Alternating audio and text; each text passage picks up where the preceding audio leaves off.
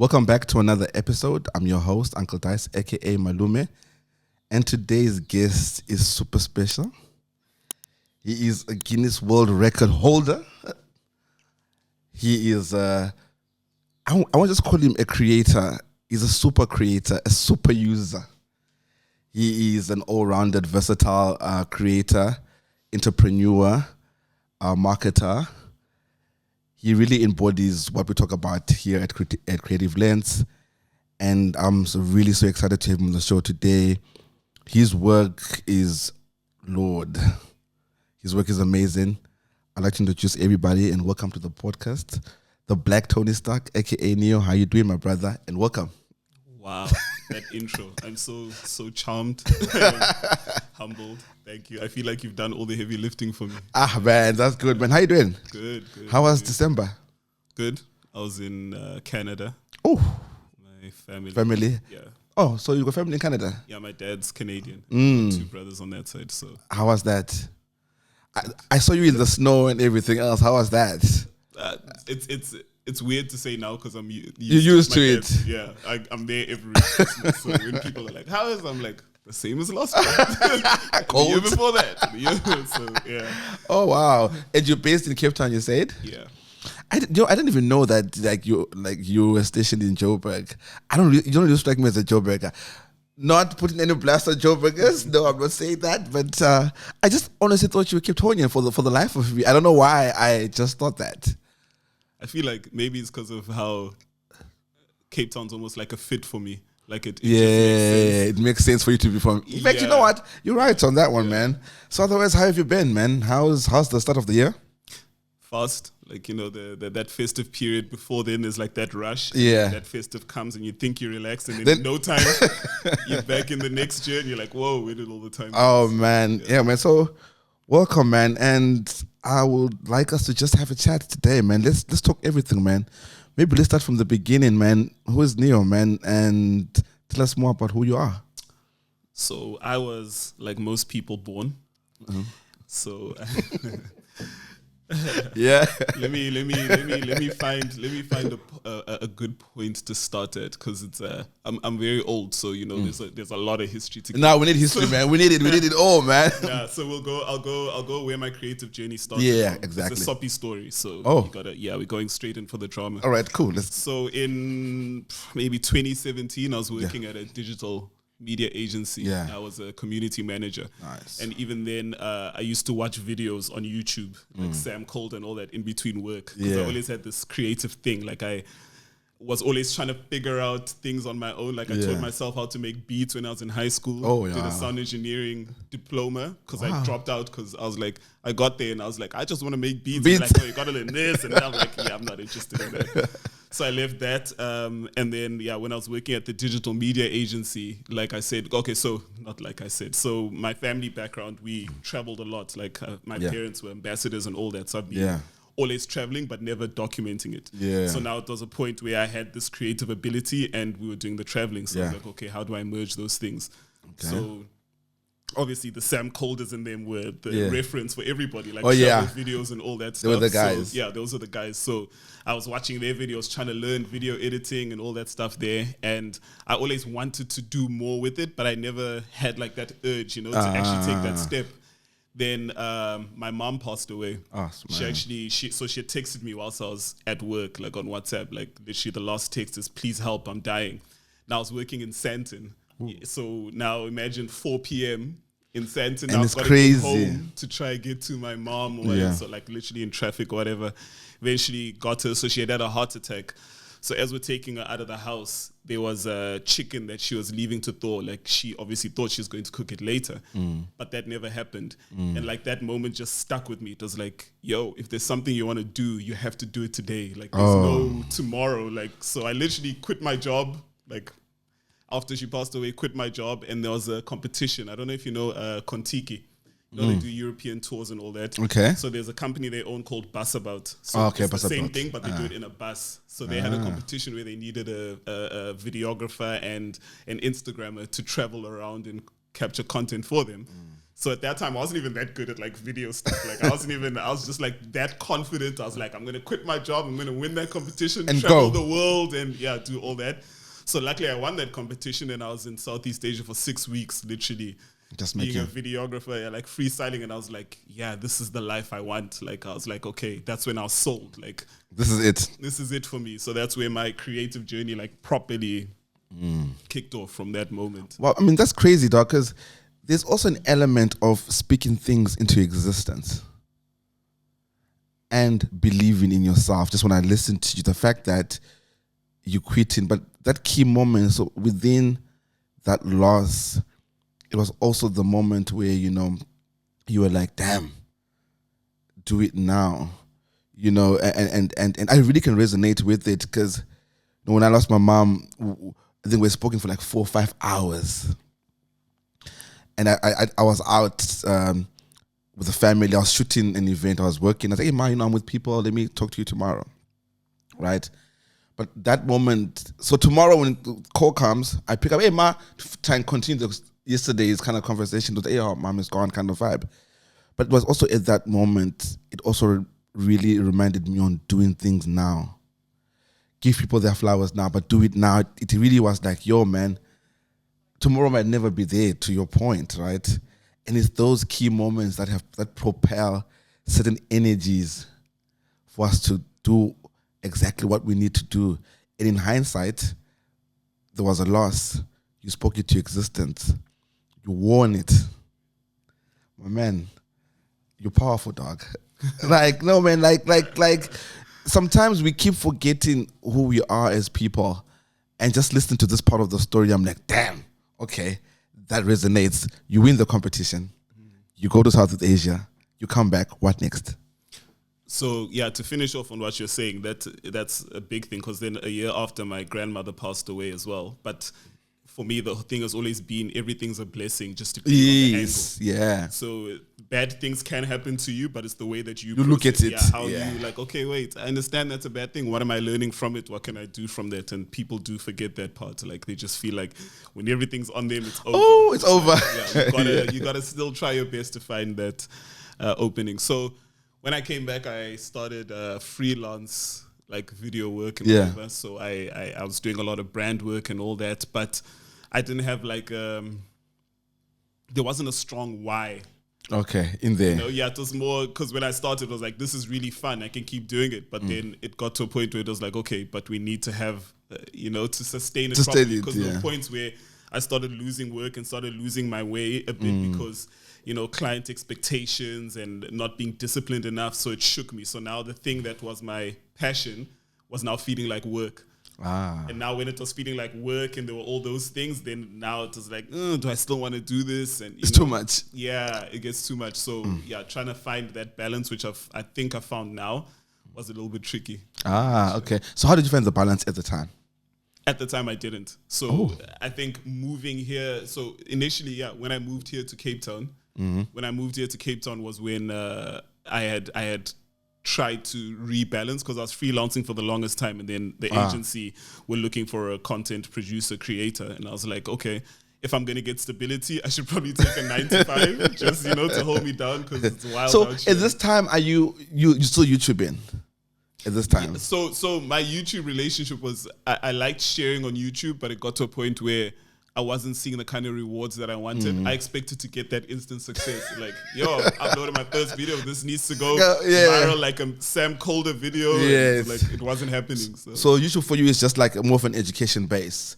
Are you there like to learn how to use cameras? It literally was my basis. I learned everything I know was literally from YouTube tutorials and everything. Even now, it's still my main. It's crazy. It's actually crazy, dog, because that seems to be the common theme for almost most creators. YouTube needs to, we're not in the YouTube office in the city, man. Like, we just need to have it, man, because if the platform is this powerful, then it really it starts to question that whole, are we using it enough?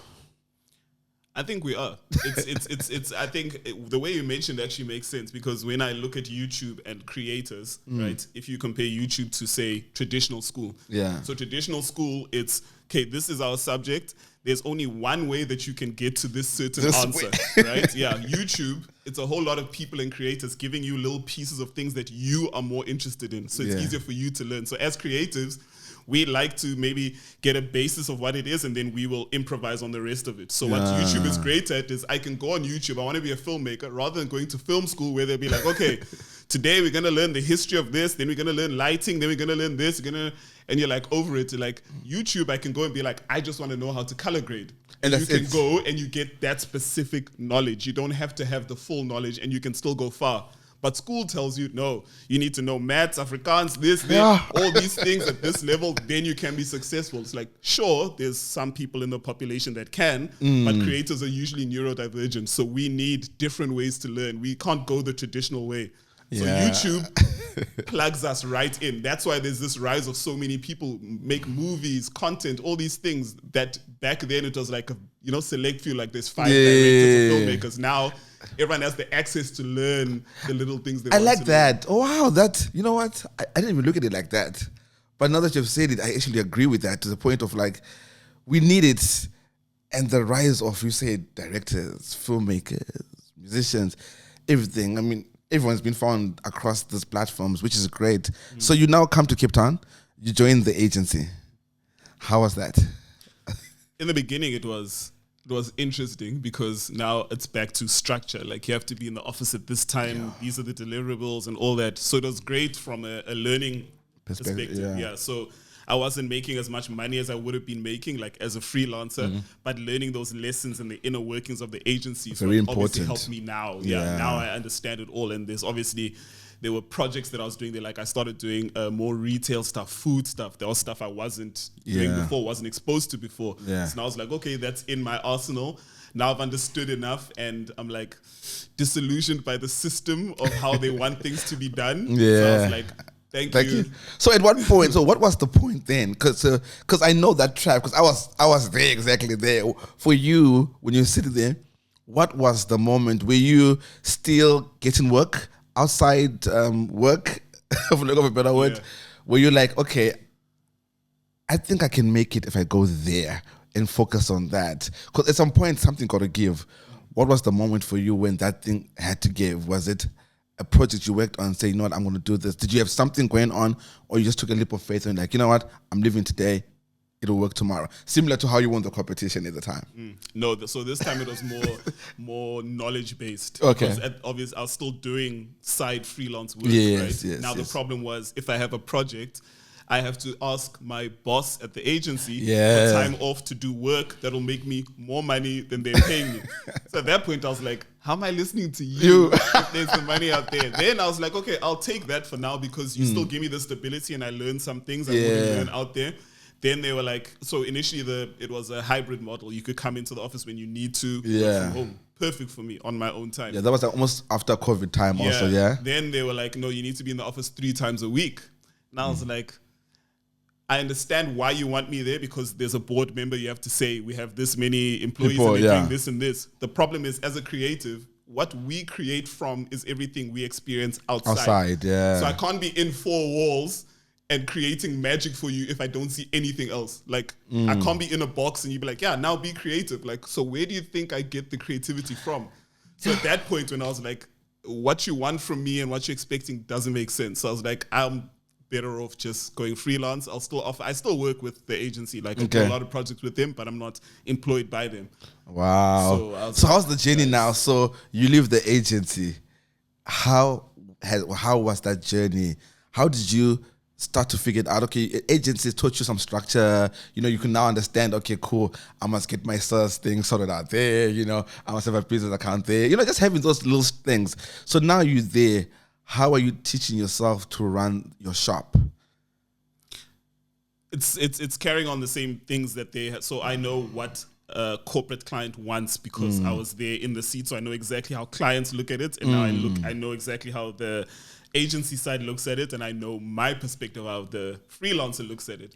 So now when I offer a product to a client, I can give them the the freedom, I'd say, and like maybe lower cost of like that an agency would offer. Yes, like I have the same knowledge and we have the same skills, but what the problem before is we didn't know how to speak to the clients, the brand, the brands, yeah. But they had all the, they had the account managers, everybody, account so directors. they could give it professionally. If they say, hey, a bar here, the brand is like, sure, because we see the operation. And then meanwhile, it's just a reel and it's a bar. Exactly. So now I understood all that because I was like, okay, I see it from that side. So I was like, okay, this is how I speak to clients and this is how I present myself and these are the expectations that clients have.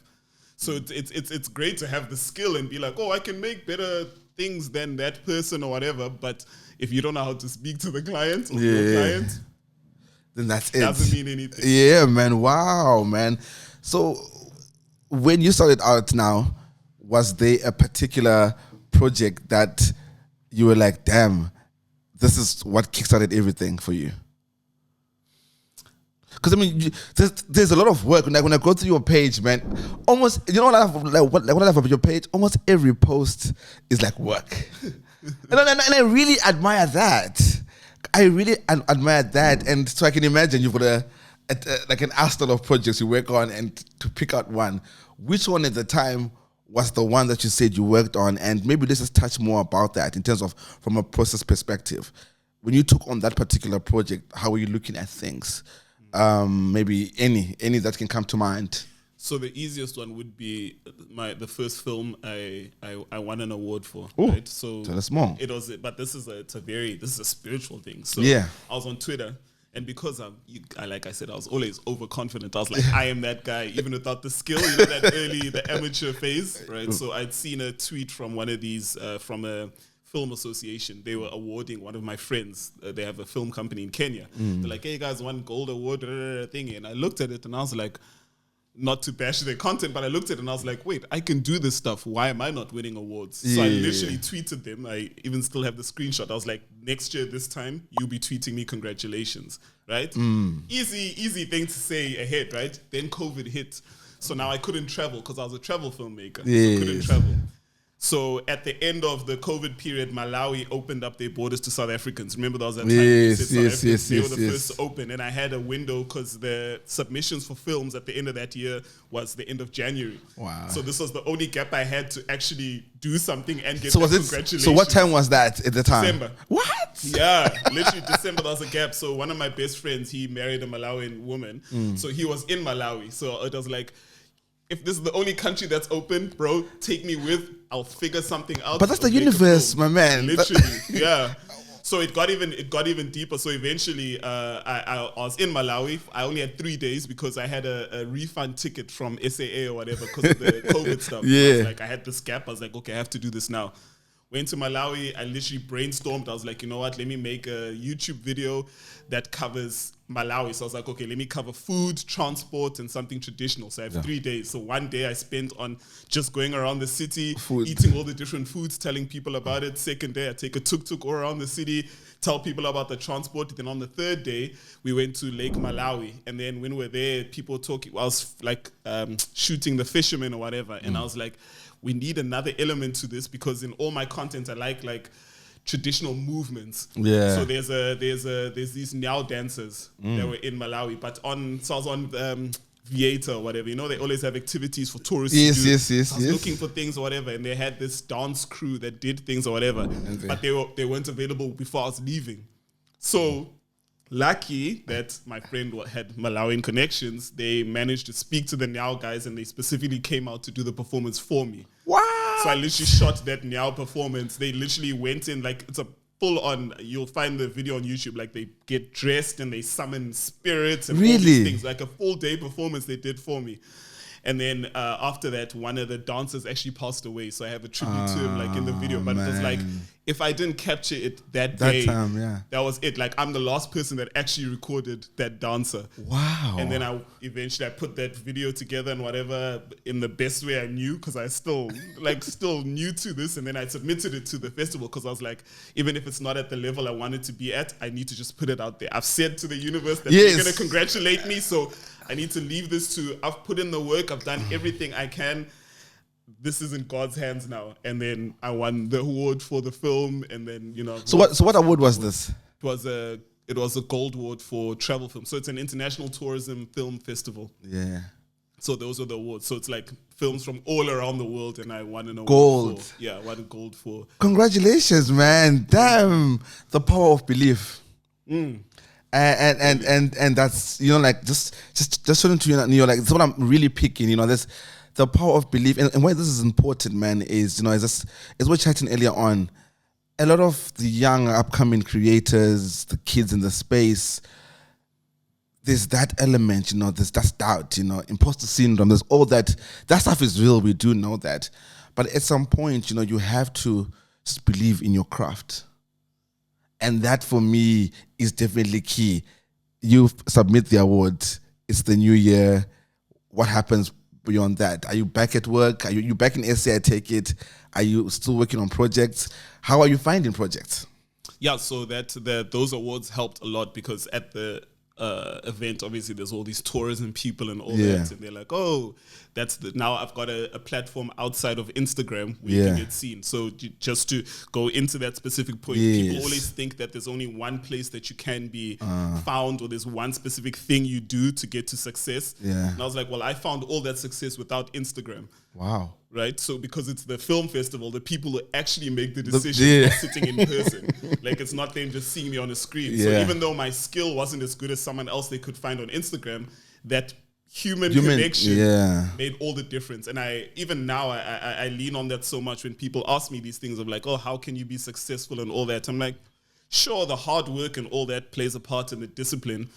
But you've just got to get to a point where you're putting yourself out there enough that you can get lucky. Yes. Most of my brand deals, if I think back, I can think of a specific lucky moment that got me there, and everyone will look and be like, oh my gosh, you're doing that thing. It's like, yeah, sure, but you don't know how much luck was involved. That's it. Yeah. I always say luck favors the prepared. If you're always prepared, you'll always be lucky. And there's just that, and just and listening to you, and it's just that. And so, would you say then a bulk of your work is travel content? Not necessarily. So I'm at a point now where I don't shoot anymore unless I really want to, because I was looking at the industry. There's a lot of you can, like I said, with the skill, you can get your skill to a certain level. But there's so much competition now. That for you to stand out and to actually make a living, you have to blow up your house. Or you got to have something that someone else doesn't have for you to stand out, right? So I got to a point where I was like, okay, I have all these friends and all of us are at a similar level, but I don't have the same kind of passion to push my skills to a place that will make me stand out. But they have enough of that passion. There's things I'm more passionate about, like the writing and directing and producing. So I was like, okay, you know what? You guys focus on being the best creatives that you can be. I'll go out and focus on other things. So then now as creators, we don't have to be the accountant, the marketer. You can just focus on doing your art, and I'll go out and focus on doing what I'm passionate about. So before, when I was a videographer, I was so passionate about being the specific person that gets that shot and puts that thing together. Now I'm like, I'm still happy to see the end result, but I'd rather be further back, like watching things happen. So rather than me getting the satisfaction of being the actual creator, if I'm able to make other people happy in the process of us still getting that same product, then I'm happier. Yeah. Nah, man. I definitely agree with that, man. Because like you said, it's you know, like you said, there's so much competition, dog. Like just through this podcast, the talent I've just spoken to, I'm just like, are you from Mars? Where are you from? How do you do that? Right? Like, your kids were telling me about certain functions in Blender, and I'm like, oh, it can do that. But I guess, you know, like I always say, we all can't also be doing the same things. And I'm a firm believer in that. And I'm a firm believer in that if we're a team of 4 people, we need to be champions in everything that we do in our verticals. Like you said, if you like directing, you like to shoot, she likes the styling part, maybe I like the project management part of things, you know. Together, collectively, we can do something. And, you know, let me just segue a bit. You know, part of my vision and part of my things I see in the future is just us creators working more, you know, almost having this union of sorts. Not really a union per se, but our togetherness needs to really almost be one. And the reason why I'm saying this is because look at how Cape Town is now for the world. And December made me see so many crazy things, in the sense that you have everyone from all over the world coming to Cape Town. What's happening to the creators in the city? Are we really ready for this that's coming? Because I sat in a meeting and these guys are telling me they're going to open offices in Cape Town and their recording studios are in Atlanta. They're coming to get the source right out of, they can get a kid right out of Kuala and take him straight to Atlanta and to the world. They're almost repackaging Amapiano to come and resell it to us at premium level here. And it got me thinking, what are we doing as creatives locally? Because when working with the teams that came from outside, and we love them, I was excited, and it really gave me almost aha moments. Like, these guys are all here. What do they really need when they come here? They need directors, right?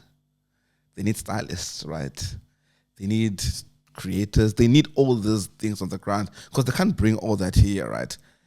So how prepared are you right now if you're in Cape Town, in the city, for this golden age of our visitors coming and the market growing? Because suddenly I had to start thinking of how I price my rates in US dollars, because those are the conversations. What's your thoughts on that? Maybe let's just segue it a bit. I like that you went there, because now with the new approach that I'm not shooting anymore, my aim, because I have ADHD, so there has to be a lot of novelty to everything I watch and everything I consume. So I get very bored with concepts very quickly. So it's like you to have a big team. So what I do is when a project comes in, I always look at, okay, what skill does someone else have and what vision do they have that I can bring to the project? So I bring, so all the people I work with, it's always like the wildest thing you could think of. Like I'll have like a Muslim guy doing a Zulu video with me, or like a guy from China doing, like, it's always, because I'm always like, you see the world differently. I understand what the basis of what you're trying to do. Let me bring different elements of things together and I'll control it. And, within this, you can just explore what you do. Yeah. So every project we have is going to be unique because I'm looking at the different parts rather than me being the center of it. So they're doing that same thing, but they're doing it at a much higher level. Yeah. It's just them looking at, okay, how can they understand what their clients want to see. So like, okay, we can pluck that from you guys. But I do that with everything. It's not just specific projects. Yeah. So even I did a video for DJI, the action camera. Yeah. So when they had the Action 3, the video we did for an action camera, I did it with Ali and we did it in a kitchen. So I was like a ninja samurai with the action camera. So it was like making a crazy breakfast. Like that's something you wouldn't think of doing with an action camera. Yeah. Then for this year, when we did the Action 5, I did a video. We were traveling around Cape Town in like African gear and whatever, like city guys in Africa, that kind of, because it's a different creator who had a different vision as well. And I was like, I know what the client wants to see. Yeah. Bring your vision there and I'll make sure we can package that in there. Wow, man. So how is your mood boards looking like when you're maybe before we go to mood boards, how has it been like working with DJI? So DJI gives a lot of freedom to the creativity. I got very lucky with the DJI thing. People always ask me about the DJI deal. So at the time, I got a drone and was shooting drone stuff, whatever. I obviously wasn't the best cinematographer or whatever in the country, but because most people hadn't been exposed to that, I'm the one that stood out to DJI. So even though my skills weren't that good, it's because I was putting my work out there, they saw, then they're like, well, there could be better videographers out there, but you don't know them. Yeah, we can see you. That's the thing that I kept saying about people have to put themselves out there. No what you think, you just got to put yourself out there. So obviously now my skills have caught up, but that beginning was just because I was the only one that had a drone. Wow, man. And when you're working on projects, like, again, let's go back to Action 5. What's your mood board situation like? What's your process like when you attacking projects from a mood board perspective? I'm keen on seeing that. Now that they're ninjas, and I'm like, okay, what the mood board look like? What was your reference point? What are you looking for? So this is why it's so difficult for me to work in an agency or a company, because I'm very reactive. So if I see something, because I've got ADHD, I'm always taking in so much information, but I also happen to have very good memory recall. That's effectively what creativity is, where I'm be like, okay, I see a sky here, and I know in 5 days I'll see another sky, so that's a transition that I can make in a video, because there's two skies, right? I can see the patterns.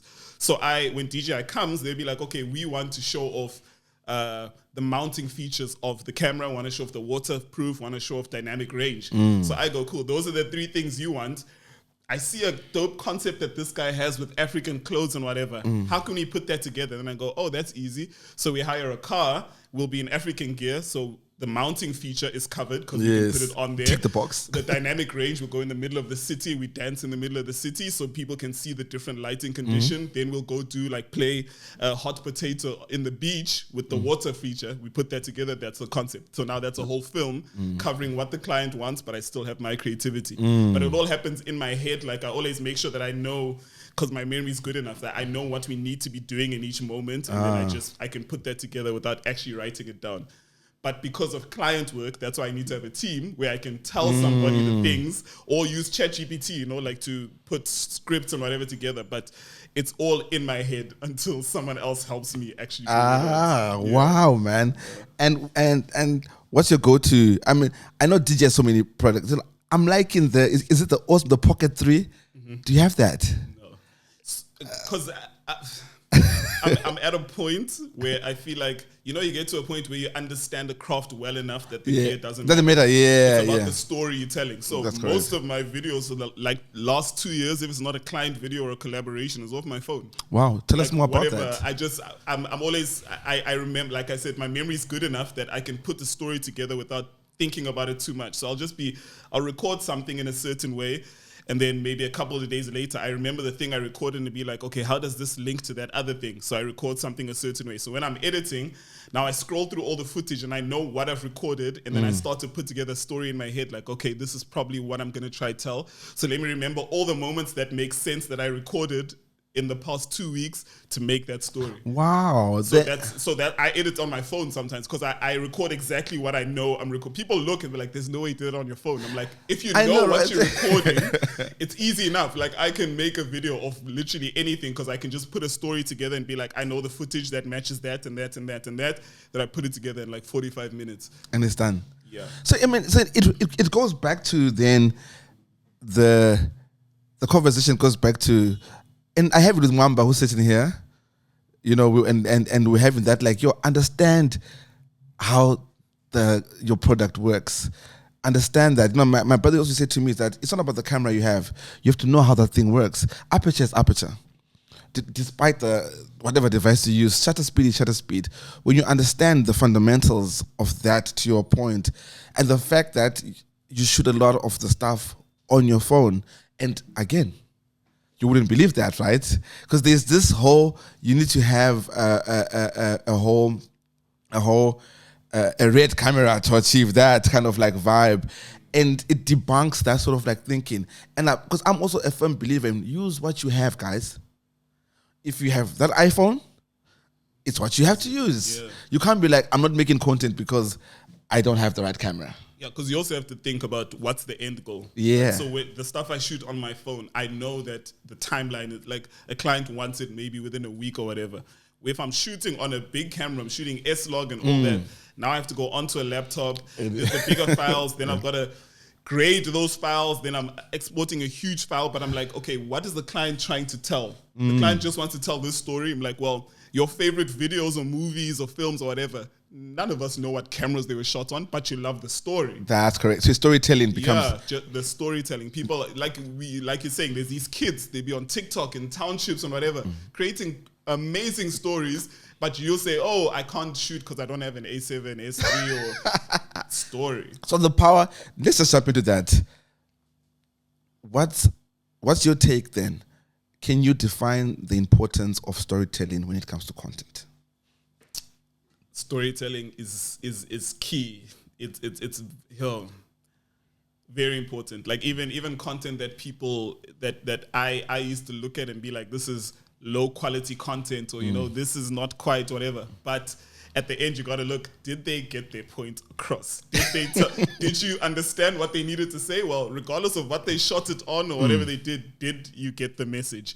And that's what people forget. So I used to be, and a lot of my friends, perfectionists, would be like, well, I can't share this because maybe the grading wasn't right, or in this scene, this wasn't quite well. And no. It's like, yeah, we're focusing too much on the details. Yeah. You need to step back and be like, what are you trying to do, and will the person get the message at the end of it? And that's it. That's all. Because I used to upset I'll be sitting there, be like, oh, slightly grainy or this and then I'll be like, I can't share. So I have tons of work, great work that I look back now. I'm like, why didn't I share this stuff? But it's because I had that little thing where I'm like, So getting out of your head, I guess, also is important, right? As a creator. And wow. So just to also, keeping on that, then my next point I wanted to say to you, I also saw that you had a workout regime. I loved how you worked out and body transformation. You know, I love you put your body on the line. And for me, you're one of my favorite creators because of that. It's one of the reasons why I really love your work is that you put yourself on the line. And I love that kind of effort. You know, whether I'm watching The Machinist and watching, what's his name? Batman? Who was Batman before? No, the one before Robert Pattinson was that. But anyway, in this movie, he loses so much weight. He loses so much weight to skeleton, because the role is just really about a guy who became obsessive with Drew and kind of through the loss of his wife. But then from there, he went on to make the first Batman. I think it was the Batman Returns movie with Christopher Nolan. That was that thing. I really love it when actors, either they gain weight. The Whale, for example, if you watch The Whale, Christian Bale, he's one of my favorite actors because of that. And when I look at your work, and I was just looking at the fact that you shared your journey, how you get in there, I was like, wow. When I grow up, I want to be like you. Maybe let's just go dive there about your process there and why that was important to share. It's more important now actually than when I'd actually shared it. I know, yeah. It's a much deeper story too. Please. So at that time when I went on that fitness journey, before then I was into fitness now and then, but I was never consistent enough about it because I always had short-term goals for it. It'd be like, okay, I need to lose weight for this vacation or this thing. So there's never a why. And then I had a bad breakup where I took on a lot of negative self-talk, where it was almost like whatever version of yourself you are now is not good enough. So you need to do something to become good enough. Good enough, yeah. So that's when I went on that fitness journey where it was like, okay, cool, I need to be this person, right? So I feel like I lost a lot of myself in that. It was great because the benefit is that I got fit. Right? Yeah. And then leading off of that was the expedition, the world record thing, right? Now with that world record thing, as much as people ask me about it, when I think back to that time, I almost had no emotion about it. Like, okay, you've broken the world record, but then I was like, now what? So I had to now look at myself and be like, why do I do the things that I do and who am I doing it for? Yeah. So even that fitness thing, I kept doing it for other people where it's like, okay, if they look at me this way, then it's not that old me anymore. Now I'm the new version. you. Yeah, this is a new version of me that I feel like I can love, but it wasn't working for me because then I did the record thing and then I got the attention, or then I was like, okay, wait, why did I do this? Like, okay, now actually, why did I? No, wait, Neil, like this is so profound, man. No, thank you. Please, just tap in a bit deeper there, because social media is also quite a dangerous place, especially for the younger kids that are coming up, and the pressure it brings. But the fact that you're so aware, right? Maybe just jump in a little bit more after that. What were your learnings then? Okay, you go for the world record. We'll jump onto the world record part. We'll jump onto that. But what are the key things that you can just share with us just based on that experience for you? Or some things that you can share? A lot. So, one of the things was that accepting myself as I am, right? And not trying to fit what other people think I should be or trying to have the things and the achievements that other people have, because there's a lot of things behind the scenes that you don't understand for people to get to where they get to. So I'd see people and be like, oh, I want to be like that person, but I don't understand the trauma that they had to get to that piece of art or whatever. Yeah. So I was looking at it and I was like, this doesn't make sense. I need to understand what's actually motivating me and what will make me carry on wanting to do this. There has to be something bigger than just achievements, because then it's just going to be a case of I have to be more extreme, because then you can look at the parallels with like social media, right?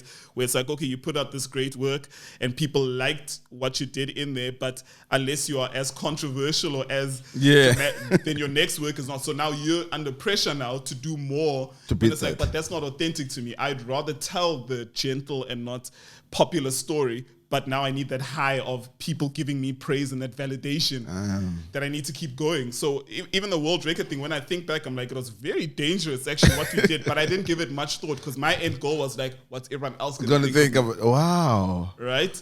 So now I've shared that. I've like totally shared that, where I'm just like, you know what, I'm just going to share who I am, how I am, and whoever aligns with that is who stays. Like anyone else who's like, oh, I don't like the way you speak, or I don't like the way this, I'm like, that's on you. That's your preference, but I can't change me to fit what you want, because then you lose yourself. That's when I was like, pivot, like depression and like many things. Like I had so much pressure on me to show people that I'm this person and always act a certain way. So even when I found a relationship that I was like someone that I actually wanted to be with, I couldn't keep that relationship because I still had this screen of this is what people want to see. And she couldn't connect because she's like, who is this person? Yeah, man. And even when she had asked me, like, where do you think this is going? And I'm actually like, I don't know, because I'm not sure what you want me to be rather than what I actually want.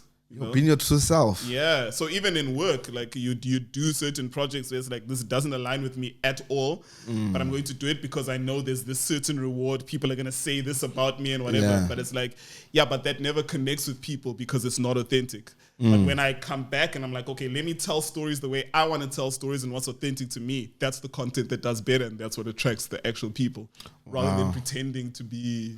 Oh man, no, that's so profound, man. Project Walk. Let's go back to the Guinness. Tell us more about that journey and that story, how that got started. Crazy. So that's also what preparation meeting, luck, opportunity meeting. Yes. So I was already on my fitness journey, and I went to this house opening, a gallery opening. One of my friends, she was having an art exhibition at a house, and there was a producer there. She produced like some Showmax shows and whatever, and we were talking, and she got to know me or whatever. And then there was someone that wanted her to produce and film an expedition where they were trying to break a world record, go up, and all that stuff or whatever. But the main videographer, because there was no guarantee on where this would be shown, because they had spoken to like Netflix and all these guys, and they were all like, no one's really interested in seeing 4 rich white dudes climb a mountain. You've seen this movie 1,000 times. Like, no one cares. So they were like, hey, okay, we're going to have to try and make this ourselves. So then we're like, okay, cool, let's put together a team that'll make it interesting. So he called me in because I could do the producing and I can do the climbing as well. Then I called in my friend Ali. He's Muslim. He's never hiked before, but it was like let's see how interesting we can make this. So it's me, the Muslim guy, the main sponsor. He's an entrepreneur, investor guy, whatever. There was a doctor, and then there was a sports athlete. So all of us, she's Afrikaans, like we're all very different people. It's amazing. Yeah. So now, and a Swiss lady. She's an actual ice swimmer. The rest of us aren't swimmers or climbers, other than Jean and the lady. Yeah. Right? So we were all like, yo, this is crazy. Like, we don't know what this is because no one's ever done this route before. Yeah. And it's a height that no one's ever swam before either. But we were all like, you know, let's go. Yeah, let's see where it takes us. Everyone obviously had their own reasons for doing it. I know my reasons was the validation thing, but you know, eventually it helped. It helped. Thing you had to go through. Yeah, I had to go through it to understand. Otherwise, I'd have no idea. So I'm grateful for that. So the expedition we went to Kathmandu. We walked 15 days. Eventually broke the record at 6,400 meters. Like days where we were literally sleeping on rocks because as we're going up, because no one's ever done it before, we have to keep recreating the camps every day as we're going up. So even food rations, as we get higher up, we don't have water. So they have to take like water from like waterfalls and whatever. So it's very limited. So the days where we literally just have 1 cup of water, walk 6 hours, or your mental state, dude. Yeah, but it helped at that time because I feel like I was almost blinded by the validation that I'd get after it. I didn't even feel pain. Like everyone else was taking medication. Yeah, I was every day. I'm just like, I'm ready to go. And I thought I was okay. Like I kept looking at everyone else, like reaching out to like family members along the way, and I'm like, I don't need to reach out to anyone. But it was also a logical thing to be like, well, if I break my leg here, what exactly is Dice going to do in Cape Town about it? So I'm like, y'all every day are going to be like, oh, I'm so sad, Mom. I'm like, sure, I hear you. I know, but what? I'm also like, yeah, but what are y'all going to do? I know. So there was that part of it as well. But there's also that thing of I never accepted like my vulnerability. And like I never understood myself well enough to know things. So if someone's out of sight for me, they're like literally out of mind. So I never connected with family at all. And then I noticed when I'd come back and then I'd gotten into that relationship and how I was dealing with people, I was like, I do have this thing where I'm able to dissociate and then focus on a thing, like that hyper focus, which is great for work, but I can't live that way. Hey, dude, hey, if you find the answer, tell me please, because hey. It's just it's understanding yourself. That's the most important thing. That's because correct. once you understand yourself, then you can also, because of the with my ADHD and autism and all that, I research it so much that I understand. I can't hate people anymore because I can always understand why someone does something. Yes, So once you understand that, it also helps you relate to people. So then you don't get into fights or arguments that often, because it's always like, oh, okay, wait. How are you seeing this versus how I'm seeing this? Let's understand. Then be like, oh, this is the common ground, rather than being like, oh, this guy's an asshole because he doesn't want to do that thing. Like, yeah, but why doesn't he want to do that thing? Get common ground thinking. Yeah, so that it helped with that, and it's obviously helped me with work because now I have to build teams. I have to understand. So a lot of times my friends who are also entrepreneurs will always be like, oh, having trouble with this guy.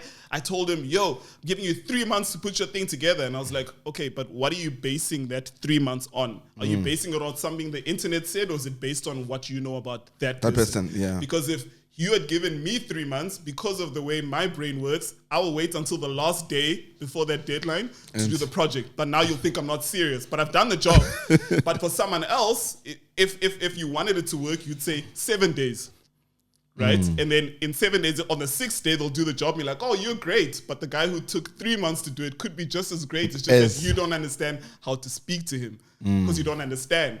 So once you understand people, then you'll be able to be like, oh, this is what motivates this person. Okay, it doesn't align with what I can give them. Cut that's them from fine. the team. Yeah. We just don't work.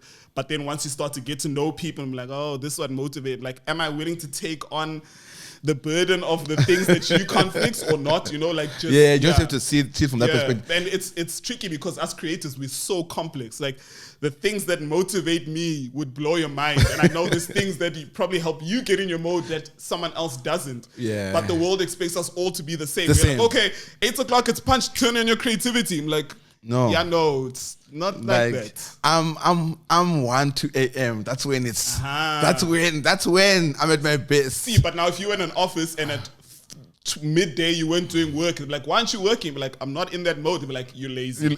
But at 1 a.m. you'll crank that shit out. And they'd be like, yo. 1 a.m. is my time. Like it's I'm a late guy, you know, like so I don't know, it's just the time. I'm like Batman. It's just like but it's probably when your mind feels relaxed enough to get into flow state. Yes, and everything is less noise. It's quiet. I can just have myself to my thoughts, and I really, really get a lot done. And I spent a lot of the day processing the strategy in my mind until then I'm like, right, I know what I need to do. Then I start to put it all down.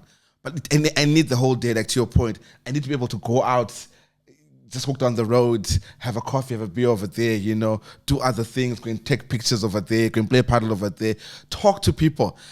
I feed off people a lot. And when I do that, I'm like, okay, cool. Because I'm in marketing also, because of the work that we do. Because we're making, our solutions are for people. For neurotypicals. Yeah. Oh, wow, man. That is crazy. What you working on now? Everything. Literally everything. Like I'm always trying to stay busy and so it helps now that I don't shoot because I can do multiple projects. So we're working on a project in Ghana, just telling stories and stuff there. Then we're still making the film for the documentary. There's a couple of brands that we're putting strategies together for. So it's always I don't always engage in that type of small talk because, like you're saying, the processing thing, you're the same as me. So something that happened last week might still be on your mind. So right now, somebody can ask you, "How are you?" and you can look fine, but you're like, "Ish, but there's that thing." Yeah. So I don't like. Yeah, I never say like I'm fine. I'll just be like, let's get into a conversation. Like, I like that you asked, "What are you working on?" Because the "How are you?" one is so tricky. Because it is. I'm super stressed right. Nothing bad happening, but I'm like stressed out right now. I know. I just need more time, bro. Like in the day, I'm like, when you look up, I'm like, the day is gone, but there's more to be done. And then sometimes, I struggle with people who, like one of the things I had to quickly learn about myself is I really struggle to understand humans. I get why, I used to run a whole business, and so I understand people. I think when I left that part, when I started to really work for myself, start my agency and everything else, I struggled a lot with understanding individuals that just chill. No, there's anything wrong with that. Because with the way I like getting things done, and there's so many cool things to be done. And I'm like, so you just chilling. You just like went to work, came back home, and you just chilled, and that was the day for you, and you slept and you woke up, and okay, I guess you can do that. But I struggle with that. So my friends are generally people like us, like we're always on the go. You see us at 1 a.m., 2 a.m., we are outside, we are shooting content, we have lights, we are this guy. So I really struggle with that. And how are you navigating the space of finding your tribe? It's look, those people are necessary because the only people like us are the ones that obviously invent the new things, weird things. But you need people who are willing to just clock in every year because that's the foundation. If everyone was like us, we'd have a big problem. Like, we do need some people who are like, you know what? I'll just drive my bus on this route and that's every day, and that's okay because we need them to keep things going, and we can do what we do. So finding my tribe has been a lot easier now that I've decided to not worry about what people think of me. Yeah. Because now that I show up authentically, now I'm truly finding the people who I can connect with. But when I was pretending to be someone, I was meeting the wrong people, and then eventually there's something that breaks down because none of us are being true to who we are. Yeah, and when something happens, you're quick to say, FF, and you're out. But now if you're authentic and you be like, oh, you speak authentic. So even if I speak to a creative and they're like, oh, I also have ADHD. So now I know that if I love their work, I know there's a certain way I need to deal with them, and there's certain things they might do, but I can already preempt it because I know, I already understand. Just I'm like, oh, if I'm bringing you to work, I know who you are. But if I was pretending to be someone, then you'll pretend to be someone. I'm like, oh, I'm seeing the thing in you. Like, yeah. Then we work together, and it's like, wait, where's this coming from? It's like, because I never actually knew who you were. And I love that. I just love the fact we're having this conversation because that's exactly where I'm at. Just being your true self. And I always like to say, you have two groups of people. I always have two people people who passionately don't like me and who passionately love me. And the ones who passionately don't like me, usually it's because you either have been really blunt and honest with them. And that's always the case. And now that I'm listening to you, then I guess I'm going to be just fine. Yeah, Mwamba, I'm going to be just fine. You will. Because we don't have time for the miscommunication. Yes. Sometimes you just need to say it I used to always be scared of like confrontation and all that. And Same it here. messed me up as a freelancer because that means if a client brings a certain thing that I know I can't do, I'll just say yes because I don't want the confrontation. Or a client is late on something and I'm like, ish, I guess it's tough for you. But it's like, no, you need to speak up and hey, listen. like, hey, I need my money. I don't need to tell your story. I need my money. That's it. Yeah, I you know what's crazy? That's something I had to quickly learn. No, and to your point, especially when you have to chase for that money, especially when you say that invoice, say, hey, how far was that invoice? You have to let people down. Yeah, that you just have to know. Oh wow, man! And what have you within your process of being being an entrepreneur in the city and for yourself? What has helped you get stuff done? Do you have tools? What's your workflow process like? AI. Yeah. Straight up. So when I was working at the agency, which was, I was saying that it was a great experience because then I could see what teams look like, what everybody does, and what the client expects. So I look at like a ChatGPT and be like, well, in ChatGPT, I've got a copywriter. Yeah. I kind of understand graphic design. I can put a presentation together in there. And I'm the human that can go and sell it. Yes. So why do I need a team of 5 different people when I can do all of that for a client? AI. Yeah. So tell me, let's just jump more into AI. Let's just talk about AI. How are you using AI in your ecosystem? I feel like what people always say is they feel like, oh, AI is going to take all jobs and AI creativity and all this and whatever. And some people always say AI is not going to take your job. The people who know how to use it will take your job. Yeah. So right now, as I am a self-taught person, because I take in so much information, I have a basis of a lot of things. So what AI allows me to do is amplify any of those things. So if I kind of understand engineering and the basics of it, I can go into AI and come up with something that I would have needed to go to varsity for 4 years to fully understand. Where AI can fill those gaps and I can get closer to what I'm trying to get to without all that friction. So like even with creativity now before, if I have concepts or whatever, people want storyboards and all this stuff. So I've got to understand Illustrator, I've got to understand story structure, all these things. Now it's like, okay, if I have an idea, I can use AI to refine it to a point that someone else went to school for, and it looks exactly the same. Wow, man. And that's where I'm at too, man. I just feel like it just makes so many things easier, man. If you're really smart, that's the thing. So people, that's it. Because people are so scared of it. But it's like, no, a 6-year-old is not going to now make a better movie than Christopher Nolan because they have ChatGPT. You still have to actually understand the fundamentals of filmmaking, what resonates with audience. AI is not going to give you a masterpiece just because you can use it. Wow, man. And tell me something. When it comes to right now, are you working on personal projects? I mean, outside the project that you spoke of, like, are you filming dogs? Like, what you doing? Are you working on anything that you're enjoying? Are you thinking of doing print? What you doing there? So everything is based on what I enjoy. Yeah, that's what makes this life so fun and so risky at the same time. Because most of the projects that I want to tell, because I feel like, like Kanye West, you have your own vision of things, but no one else can understand it until you actually put it together and show them.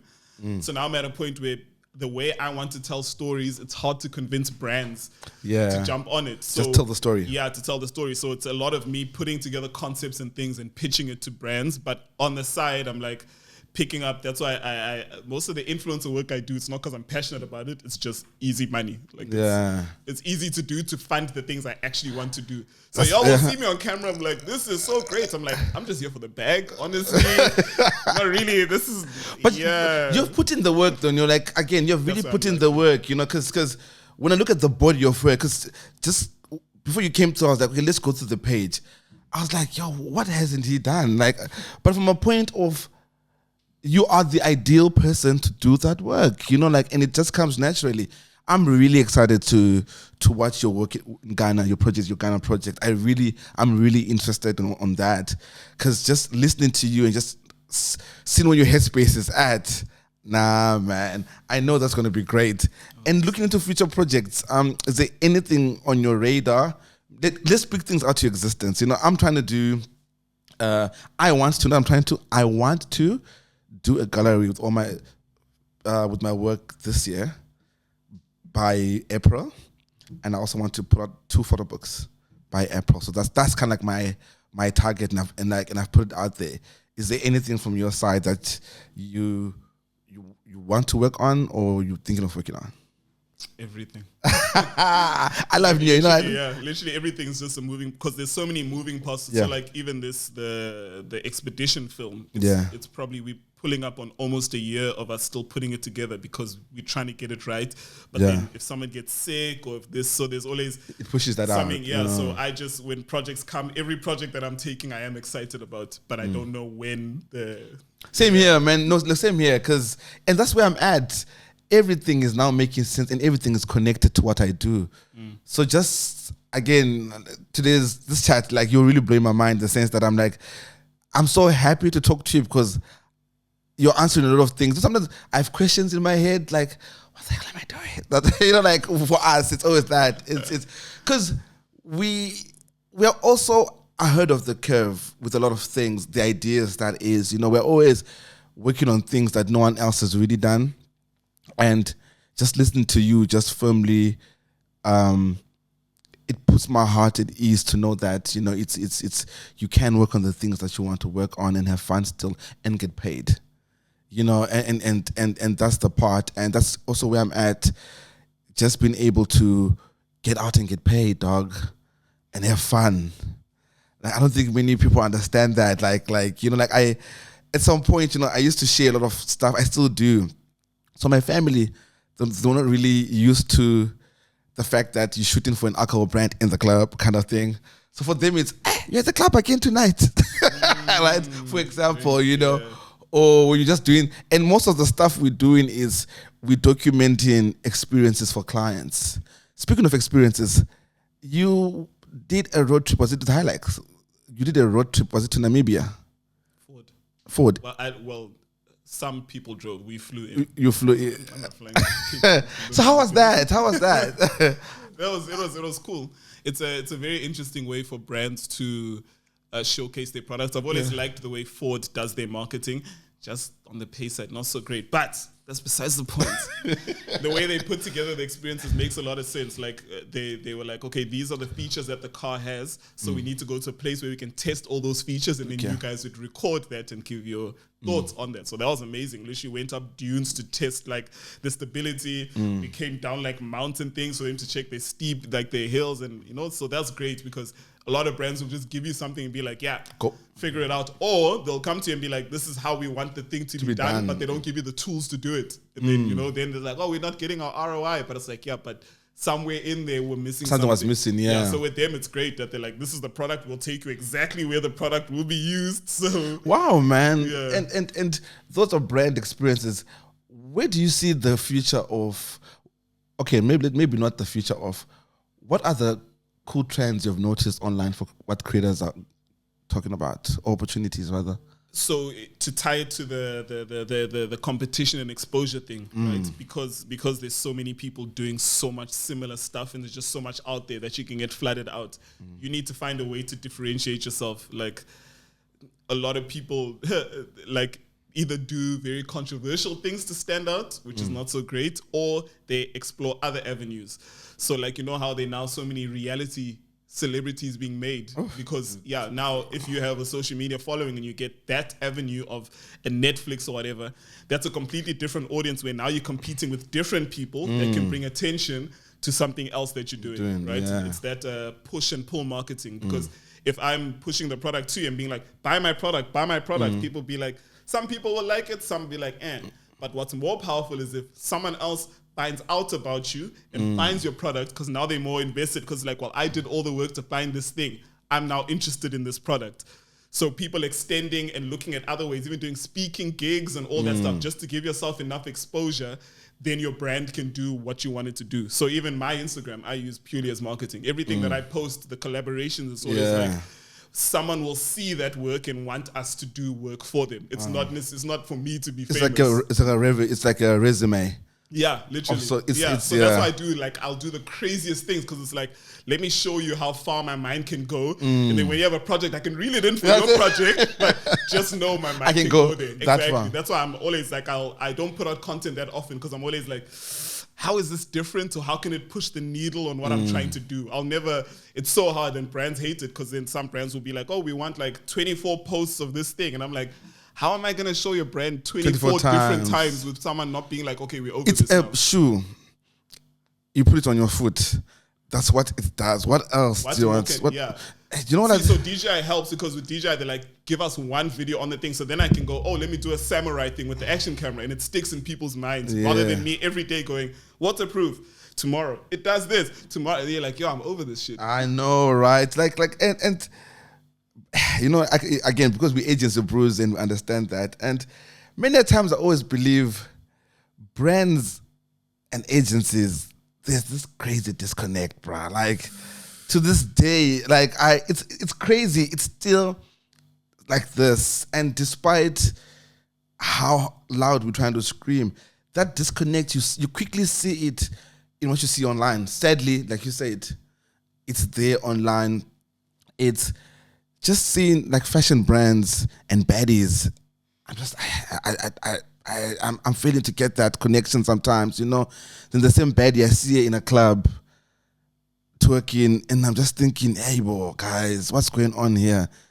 And when I sit in brands, they, you know, like I sit in a meeting with a brand, and we're talking about protecting your brand's identity.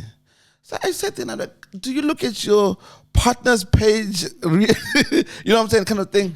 But I guess the point where I'm going at is, do you see that improving over time, or perhaps it's up to us to really drive that conversation? Maybe, yeah, we are driving it. But what's your take on brands and the connection between brands and agencies? And obviously, there's this influencer space that still no one really understands, because we still tap into it in many different ways, because we want maybe to say the influencer influences. How do you measure the ROI on that? What's the success result? How do you see that space getting a little bit better? Because right now it's still a little bit noisy in the sense of nothing is really measured properly. Does it make impact? What's the rollout plan? There's so many missing pieces. What's your take on those things? I think for the longest time, brands were very focused on numbers. Being like, well, how far can this thing go versus how many of this thing can we actually sell? So like when I worked with the iStore, there was in America with products and whatever, they'll give it to like a Peter McKinnon or whatever, because they have a strong e-commerce thing. So they can be like, okay, we'll give you the product, you'll market it for us, and we'll sell through your page. Yeah. Right? So in South Africa, they wanted to do the same thing with Prince KB, because he has 2 million followers or whatever. So it's like, well, yeah, if we give him the product, he'll be able to have an audience of 2 million. Ooh. But then you got to look at what product you're selling. So like, cool, in that 2 million, how many of those people can afford the latest iPhone? So we can put an ad out to 2 million people and show the guys and be like, 2 million people saw this. Be like, yeah, but how many of those 2 million are going to actually buy the product? So brands are starting to understand and be like, okay, cool, I can have a smaller influencer, but of those 10 people, I know 9 of them will buy versus 2 million when none of them will buy. So I think brands are starting to understand, like, okay, the numbers are not as important as the actual impact. Can they actually make sales, or can they actually influence people? And then that's also still a tricky one, because then if you're in the travel space, the hotels are like, some of them are expecting bookings to happen straight away. Immediately. It's like, oh, it's not, but it's like, but that's not how people travel. Someone might see a post today because they're going to Cape Town next year. So they won't book now. So they still influence the person, but you just don't see it straight away. Yeah, so they need to figure out how they're going to measure what impact actually is, and not focus so much on how many followers someone has. Yeah, I guess like anything else, it's going to get better, I guess, you know. But that was just my rant out. It's like, yo, man, like, because I still actively work with brands, like actively. And in my space, it's also paid media. A lot of it's paid media. And a lot of it is around promoting the content from the creators, you know, like whitelisted, let's promote it, and many a times now we have to report on that. So the reporting part is kind of like where I stand and be like, yo, how do I? The post had 4 reaches, and kind of thing. Yeah. So it's interesting, but like, look, the space is developing. Like, look, it's developing. What's your take on e-com across social? It's tricky because of how people. The e-commerce infiltration, like how much people use it. Actually, people are still very, in Africa, I feel are very still not trusting of things like that. But there is a huge audience for it. Like you see with TikTok, the sellers on TikTok, people make so much money off there because people are able to do that there. If we had the same thing here in South Africa, we could blow up, but I feel like there isn't enough of that adoption yet. People still want that physical. Yeah, need to see and feel that thing. But I guess that's what's good about our market. About Africa, especially. It's fit in store is still a big element, and I really like brands that are able to communicate that. You know, I like some TikTok. I like a lot of brands that's playing in that TikTok space, especially around just getting consumers to get into store, you know. And I saw recently there's a young lady who was promoting a wholesale store. And it's somewhere in Athlone, somewhere out there, Epping, Athlone, in those areas. And I saw that, and it just happened that I was able to speak to the brand manager at some other event, and she was just giving me the insights of how those particular communities, the more disadvantaged communities, as we maybe want to say, that how powerful those voices are in driving feet into store in those areas, and how using those TikTok related videos, seeding them out through to WhatsApp channels, etc., and how I don't like using this word, but at least the lower LSM in marketing, sort of like how it translates quite strongly with that. Are you on TikTok, and have you seen any brands doing something cool on that platform? Not really. Because I know what I'm trying to do. I'm trying to tell deeper films and stories. I know where my space is. If I was still pushing trying to be famous or whatever thing, I'd definitely be more active on it, because I see the opportunity there. I see how valuable it is. But for me, it's such a space. Yeah, I'm like, I can consume some of the content now and then, but it's not my space. That's not where I'm focusing. So generally, what's your space of interest? Documentary. Yeah. So the spin, like definitely see how we can use that for marketing, as in people take pieces of it and react to things or whatever, but my mind is never that I'm creating something for TikTok. It's just I'm making this, and how it lives there. You're not worried about others. I'm even away from like the social media space. Like anything I do, I'm using social media to market. Before it was social media first, and then I go out. But now I'm like, it's not my space anymore. I'm not interested. I really like where you are, and you're like, and a discussion today with a mate called Rolf. We're just chatting about. We spoke. We just chat hours. The guy I call 2 hours on the call. We just rambling on. He's editing. I'm editing. We working and just chatting each other. But anyway, we're just talking about. Can you imagine the humans in the United States? Okay, when I know TikTok was down and up again, but we just started painting and saying, "Yo, man, imagine if all your work was built on that platform." It just reminded us that it can go. So the second conversation was around. I said, yo, man, it really, again, it went to us. We're like, yo, dude, we need to start working on things that we can sell. Hence, I really love your story of the film that you won an award for, that there's another place that's not even connected to Instagram that allowed you to also earn, monetize, build your brand, etc., etc. And it really we started chatting about, hey, yo, man, we need to get these things, these ideas we're talking about photo books, all these other things. Those are the things we need to start really investing in. We start investing in things that we can tangibly sell. Because what if Instagram goes offline tomorrow? What is it like? As someone with content, someone who shoots, what are you going to do next? And that has really been keeping me awake for a minute. It's because it's the way that we'll say attention is gotten, right? In the beginning of social media, you were famous on social media because of something you did outside. Yes. So if you're an actor, you'll have lots of followers. If you're a sportsman, you'll have lots of followers. Now, it's like, because I create content, I'm becoming famous. So now everyone's so reliant on that. Just that. Yeah. Most people that you know are famous, it's because they did something else, and social media is just one avenue that you're seeing of it. People have this warped view that it's, okay, social media is the be-all and end-all. It's like, no. You got to build something else for it to be relevant on social media. I like that. Build something else. Yeah, man. And I guess we need to do more of that, man. Yo, man. I wanted to ask you one more question before we go, man. And what would you like to leave us with? Oh, shout out to Yeah, I mean, look. What's your in closing? What you'd like to share? Maybe let's put it that way. In closing, I'll say be yourself, but you also got to consider that there's so much chance and luck involved in the creative space. It's not like any other industry where it's like, if you go to accounting school and you were in accounting school for 4 years and learned everything, you're guaranteed after a certain amount of time, you will get a job. Yeah. As an artist, you can spend 20 years learning how to play guitar, but if someone doesn't like your song, that's nothing for you, right? So as much as we keep telling people keep pursuing your things or whatever, you also got to leave room for this luck, so much luck involved. So you could be, I'm doing this for so long. Why is this other person more successful than me? It's like, there's a lot of luck involved. So you can't beat yourself up about so many things that you can't control. So maybe in closing, focus on the things you can control. I suppose, yeah. Be the best version of yourself, but just focus on the things that you can control. Okay, no, man. That's perfect, man. No, thank you. And thank you for coming to the show, Neo. Very much appreciated.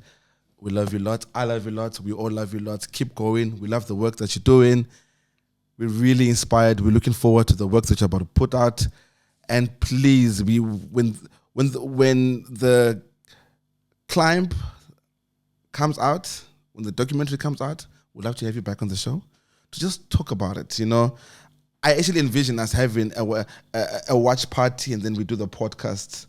We're doing it for Netflix, so we're doing it. Oh, there you go. Shout out to that, man. But we'd love to talk about more of the projects, man, because that's what we're here for, man. That's what Creative Lens is here. This is why the podcast is here. It's just to really share stories by creators. It's really for us creators. It's made by creators for creators, and it's all vibes inclusive, unscripted, as you know. And signing out, and that's us from the city of Cape Town, Creative Lens. I'm Uncle Dyce Malume, and we're out. Peace.